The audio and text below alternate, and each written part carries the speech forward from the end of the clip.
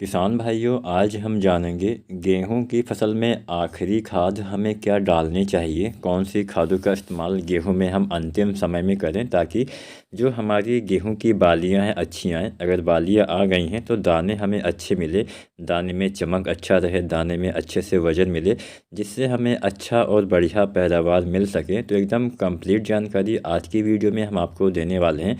तो आज की ये पूरी वीडियो देखिएगा और कोई भी आपके मन में सवाल या सुझाव हो आप कमेंट भी कर सकते हैं। तो चलिए ज़्यादा समय नहीं लेते हैं, वीडियो स्टार्ट करते हैं। किसान साथियों, गेहूं की फसल में अगर हम आखिरी सबसे पहले दानेदार खाद की बात करते हैं तो जो हम दानेदार खाद डालते हैं अंतिम बार हमें यूरिया डालना होता है, वो भी दूसरे पानी के बाद। तो गेहूं में दूसरा पानी 40-45 दिन के आसपास या अधिकतम 50 दिन तक नमी के हिसाब से आगे पीछे भी लग जाता है।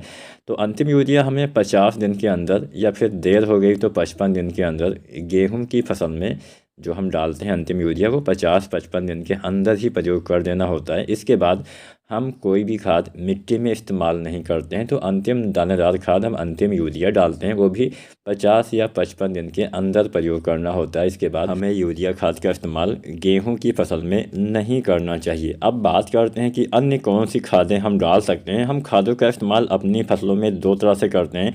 एक तरीका होता है मिट्टी में बुआई विधि से डाल देना, दूसरा तरीका होता है स्प्रे विधि से, जिसका हम पत्तियों के ऊपर छिड़काव करते हैं। तो वो तरीके में हम बहुत सारी खादें डाल सकते हैं बाद में भी। तो सबसे पहली चीज़ तो आपको, अगर आपकी बालियां भी नहीं निकली हैं तो ऐसी दशा में आपको बोरोन डालना होता है और NPK 05234 डालना होता है। बोरोन के इस्तेमाल से परागण सही से होता है। परागण का मतलब होता है जब पौधे में बालियां निकल आती हैं तो फ्लावरिंग की अवस्था आती है, फूल आते हैं। तो फूल आने के बाद जो बीज, जो दाने का विकास होता है वो परागण के कारण ही होता है। परागण सही से नहीं होता है तो दाने भी खाली रहने की समस्या हो जाती है। तो जो बोरोन होता है ये परागण करने में काफ़ी मदद करता है, मेल फीमेल फ्लावर्स में मजबूती लाता है, पराग नली का निर्माण करवाता है। तो बोरोन का इस्तेमाल अक्सर हम बालियां निकलने से पहले ही करते हैं। तो बालियां ना निकली हों, गबोट अवस्था में फसल हो, तो आपको बोरोन 20% वाला 100 से 125 ग्राम प्रति एकड़ के हिसाब से आपको इस्तेमाल करना चाहिए। अब बोरोन जब आप डालते हैं तो दूसरा खाद तो आपको NPK 05234 का इस्तेमाल करना ही पड़ेगा। NPK 05234 से भी दाने का भराव अच्छे से होता है, बालियां अच्छे से आती हैं, बालियों की साइज, लंबाई, मोटाई ये सब अच्छे से आती है। तो 05234 काफ़ी अच्छे से हमारी फसल में काम करता है। तो बालियां निकलने से पहले 1 किलो के आसपास या अधिकतम 1.5 किलो NPK 05234 बालियां निकलने से पहले डालिए। ये दो खादें हम पहले डालते हैं। अगर आपकी बालियां गेहूं की बाहर निकल आई हैं तो ऐसी दशा में हमें केवल 1 या 2 खादों का इस्तेमाल अपने फसल के हिसाब से करना चाहिए। आमतौर पे सबसे ज़्यादा इस्तेमाल हम करते हैं NPK 0050 का। 50% पोटेशियम, 17.5% सल्फर इस NPK में पाया जाता है। अब बालियां निकलने के बाद बोरोन का इस्तेमाल करने से कोई विशेष फ़ायदा नहीं मिलेगा। बालियां निकलने के बाद यूरिया, कोई भी अन्य चीज़ें अगर आप डालते हैं तो नुकसान ये होता है कि कई बार हम ज़्यादा चीज़ें डाल देते हैं, जिससे जो गेहूं के दाने आते हैं, दाने पे धब्बे पड़ने वाली समस्या हो जाती है।